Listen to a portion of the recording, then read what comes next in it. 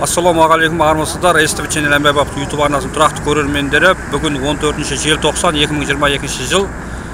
Біздің Түркістан қаласына осындай Кибер Шериф атты көлік жол бойында өз қызметін жасап жатқан жағдайы бар. Мына Түркістан қаласының тұрғындарына осы Кибер Шериф автокөлігін таныстыру мақсатында бүгін келіп арнайы кездесіп, осы кісілермен жауапты органдармен ақпарат жолдайтын боламыз және сұхбат жасайтын жағдайымыз бар ағайындар. Мінекей, қазір осы Кибер Шерифтің қызметі, қандай қызмет атқарады қалада, осы жөнінде сұхбат сұраймыз.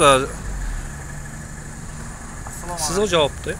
Өз-өзіңізді таныстырып кетсеңіз. Түркістан облысы полиция департамент жергілікті полиция басқармасының полиция батальонының қызмет инспекторы полиция Нұрсен Нұржан. Бізге бұл автокөлік өздеріңіз атап өткендей Кибер Шериф деп аталады. Автокөлік қоғамы Қызылорда берілген, сертификатталған, жылдан бойынша справок табылады бізде. Жылдан бойынша барлық бағытта өтеді. Бізде мысалы камера тұр ғой, біз направлениесі бұл жерде осы абизма, мысалы трасса 60 км жылдамдықпен сағатына рұқсат берілген ба, все болды. 60 қойылады, өзіне ручной қойылады. Сертификатты таныстырып көрсетіп өтетін болады. Қарама-қарсы бағытта өз бағытында барлық бағытта жылдамдық өтеді. Ал бізде мысалы қалған трассада объезд және де населенный пункт деп айтады бізде.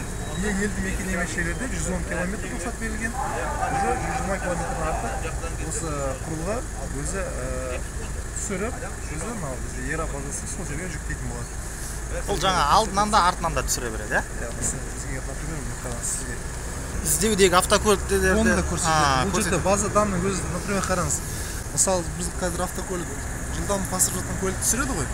Мысалы, қараңыз, 60-пен рұқсат етілді, 80-мен бір автокөлік келе жатыр, бірақ автокөлікке тағылған мемлекеттік белгісі, яғни сол автокөлікке белгіленген жалған номер және де или басқа бір автокөлікке тіркелген болса, бұл жерде сразу розыск деп сигнал береді. Және біз оны тоқтатып, дальше разбираться ететін боламыз. Кейде болады жағдайлары.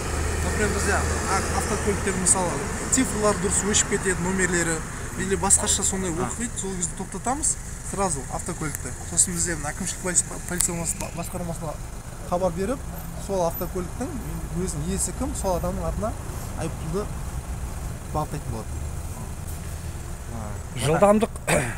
Жылдамдық өлшейді, тағы да қандай құқық бұзушылықты анықтайды? Жылдамдық өлшеп, тағы да қандай құқық бұзушылықтан бұл жерде міне базасы дейді ғой, база данных. Бұл жерде жалған мемлекеттік белгі таққан және де басқа да, ал жалпы бұл ненің тек қана жылдамдық өлшеп қоймай, бұл камера қазір онлайн режимде жұмыс жасап тұр, міне өздеріңіз көргендей. Міне қазір саяси өзің, қазір кез келген өзіміз патрульдеу бағытында басқа да құқық бұзу жасалған жүргізушілерді тоқтатып, әкімшілік шарасын көре береміз. Бұл уақытта бұл жаңағы жылдамдықты алады. Алады ма? Ол бәрі сертификатталған. Бағанадай ғой, если бір мемлекет белгісі госномер сәйкес келмей ма, онда сразу осы жерден бізден өзі сигнал береді, жүргізушіні тоқтатып, қай жеріне не ошибка болды, например, біздің цифрасы бір әрі өшіп кеткен, станция екенбіз, бірде дұрыс оқымай ма, тоқтатамыз, мана өзі жазамыз, әкімшілік полиция басқармасына хабар беріп, сол айыппұлды, сол автокөлік кімге тиесілі, сол адамға бағыттайтын болады. Жаңа осыны сонда қарап отырасыз, автомат түрде іліп, автомат түрде түсіреді. Автомат түрде іліп. Просто ручной, бізде қазір 60 қой көріңіз, мына жерде 60 қоямыз, біз қазір қалған ішінде 60 белгіленген скорость. Ал трассаға шыққан кезде мына осылайынан осылай өзіміз қосамыз. Міне 110 қоямыз, болды. Дальше өзі түсіре беретін болады. Осылай жұмыс жасайды. Біздің полный бәрі автоматтандырылған, біздің ешқандай бұл жерде өшіріп, қосып, жүргізуші онда ештеңе жоқ. Түсті, болды, сразу базаға автомат түрде. Рахмет сұхбатыңызға. Өзіңізде аты жөніңізді қызмет етіп Тастанбек Алмасхан Мәмбетұлы, әкімшілік полиция басқармасының бастығымын, полиция департаментінде. Мына біз инспектор қазір қалай жұмыс істейтінін айтып берді ғой, енді мен соған құқық негіздер айтып бермекшімді. Жол жүріс заңға сәйкес біздің полиция органдары осы қадағалаушы органдар есептеледі. Біз осынау жол заң бар, бұдан бөлек бізде келесіздер мынау ішкі істер органдары заң бар. Сол жерде біздер осы уәкілетті органдар табыламыз, жол қозғалысы қамтамасыз бойынша. Біз сол осы заңдарда, одан кейін әкімшілік кодексте құқықтарды анықтаған кезде осындай ғылыми техникалық және бейне құрылғылар қолдану құқығымыз бар. Осыған байланысты мына осы біздің құрылғылар осы облыс жолдарда жүріп, осы құқықты анықтайды. Енді көп сұрақтар туып жатыр, елді мекен ішінде жол белгі жоқ деп. Елді мекен ішінде біздер жол белгілеуге қоюға біз өзіміз өкілеттіміз. Құқымыз бар, қоймауға. Мынау жол жүріс туралы ережеде онда екінші пункт жазып қойған. Елді мекендерде жол жүру жылдамдығы 60-ға сақтап қойған. Осыдан аспау керекпіз. Ол кез келген елді мекен ішінде. Егер де ол жерде 80-ге асатын болса, жол белгісі тұрады. Немесе 40-қа түсетін болса, жол белгісі тұрады. Басқа жерлерде 60-ге жол беру қою біздің міндет емес. Себебі ол жазып қойған.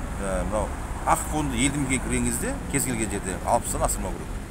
Сол үшін бұдан бөлек біздің білесіздер, қалада қазір сергек бейне камералар, басқа да камералар бар. Ол жерде біз болашақта ондай жол белгілерін қоймаймыз, орнатпаймыз. Азаматтарымыз өздері сақталып сақтап жүру керек. Болмаса көбісі ана жол белгісін көреді де тоқтап өтеді, ар жаққа қатып жүреді. Өкінішке орай мына облыс орталығында жол көлік оқиғалары тоқтамай жатыр. Сол үшін азаматтарымыз мынау тиісті жылдамдықты сақтап жүруге, жол қозғалысын сақтауға, бағдар шамның тиісті жаңағы рұқсат берген тек қана шамдармен жүруге шақырамыз. Жақсылап осы жерді тыңдай кетіңіздер.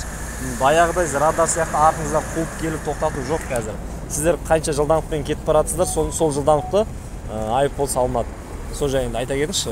Құрметті жүргізушілер, бұл біздің былай айтқан кезде біздің жылжымалы сергек деген камера деп білсеңіздер болады. Себебі бұның ішіндегі бүткіл түсірген құқықтар біздің сіздерді тоқтатпай ешкім не алмайды. Бұларға түсірген бірден біздің жаңағы орталыққа түсіп, өңделіп сіздерге жаңағы ұйғарым етіп жіберіледі. Айыппұл түсе береді сол азаматтың атына. Сол азаматтарға айтарым, бұны жаңағы жүріп бара жатқан осыны жылжымалы сергек деп білсеңіздер болады. Өзі автомат түсіп, өңдеп жібереді. Ешқандай іс тоқтатып, ешкім бұны өшіре алмайды бұның барлығын. Жүргізушілер, сіздер ойламаңыздар, бұл кісілер мен артынан қуып келмеді, яғни мен штрафқа түскен жоқпын деп ескертпе. Бұл міндетті түрде сіздің, егер де сіз жылдамдықты арттырған болсаңыз, сізге айыппұл келеді. Ұялы телефон, поштамен барады.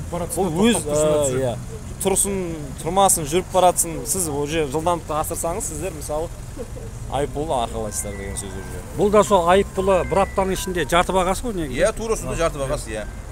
Біздегі қазір енді бір күнде қазір бұны өңдейміз, бір күнде SMS хабарлама немесе пошта арқылы барады. Ары қарай 7 күн ішінде төлей береді азаматтарымыз жағдай. Көптеген халық жазылады.